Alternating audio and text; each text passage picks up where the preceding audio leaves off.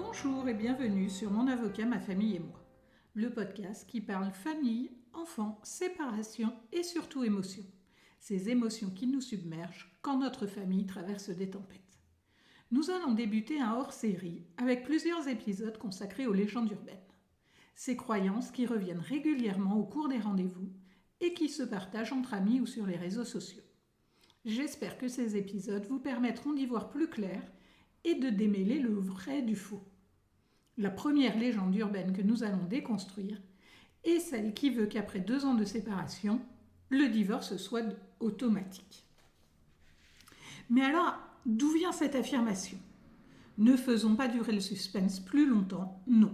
Il n'existe pas de divorce automatique au bout de 2 ans de séparation, sans que les époux n'aient rien à faire de plus. Cette idée est certes séduisante, mais il n'existe pas de divorce sans aucun formalisme. Vous devez saisir le juge aux affaires familiales pour voir votre divorce prononcé sur son fondement.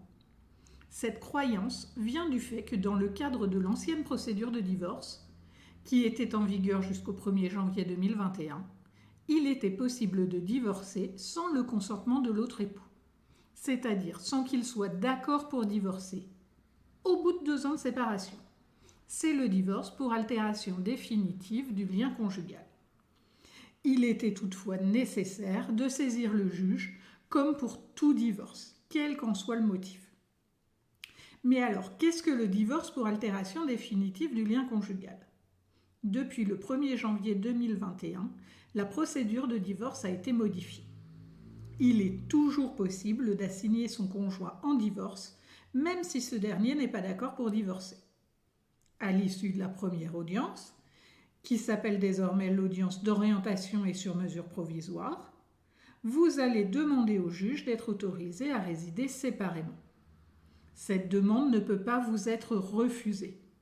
Vous ne pouvez pas être contraint à continuer de vivre ensemble.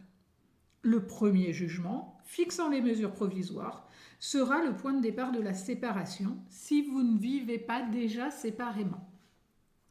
Puis, lors de vos premières conclusions, rédigées par votre avocat, vous allez pouvoir fonder votre divorce sur l'altération définitive du lien conjugal. Le juge devra alors rendre son jugement au moins 1 an après votre séparation effective. En effet, le délai de séparation exigé est désormais d'1 an, au lieu de 2 précédemment. Au bout d'1 an de séparation, le juge ne peut pas refuser de prononcer le divorce, même si votre conjoint n'est pas d'accord pour divorcer. Mais vous l'aurez compris, le divorce n'est pas automatique. Il faut engager une procédure devant le juge aux affaires familiales et vous devrez être assisté d'un avocat. Cette procédure est également possible si vous êtes séparés depuis au moins 1 an, même si vous n'avez plus de contact avec votre conjoint et même si vous ne savez pas où il se trouve.